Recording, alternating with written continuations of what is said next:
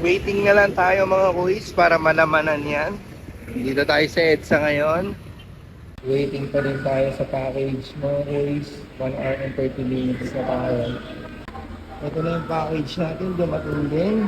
Tagal, sobra. So, buksan natin to para pakita ko sa inyo. Kaya, ito siya mga kuis. Taiwan's high to speed pala. Ayan, ganda, diba? Magaan lang, translucent outsole. Ayan, angas mga kuis. Bale, ito yung bago ni Kairi mga kuis. Ayan, nabili sa atin. Si Ma'am Ali, regalo niya sa kanyang boyfriend. Ayan, papaship din natin ngayon. Ayan, delivery na tayo. Sige sir, salamat po ha. Ingat po. Kung kailan mayroong port, wala tayong charger na dala. Uwi na tayo mga kuis. So ayan mga kuis, nakauwi na tayo dito sa bahay and then check na natin kung ano pa yung mga pairs na nakuha natin sa Manila. Ingat lang kasi oy, sikip. Yan. Tanan! Shockwave 7 Pro. Ito pa din yung kulay na to. Ayan. So ito yung Shockwave 7 Pro na red. Ayan. So gawa natin to ng separate video kasi yung review natin talaga dito dati.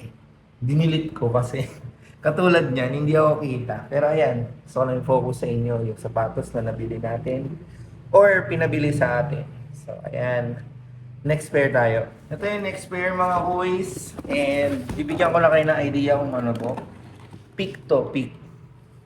And isa sa mga bagong model nila. Pero very interesting yung pair na to dahil mismatch siya. Ito ko sa inyo. Sana hindi mali. Yung box niya, sa mga nakakaalam ng box na to, dapat alam niyo na to. Wow! Ang ganda! So, first pair, ito. Di ba? Ang ganda oh.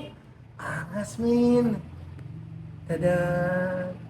Tiger skin inspired. Tapos ito naman, yung sunod, yung kapartner niya, puti. Di ba? Angas, no? Yee! Inikot-ikot no? Hindi ko alam kung tawag pa din dito is white tiger or leopard na to. Comment nyo dyan sa baba mga kuys, no?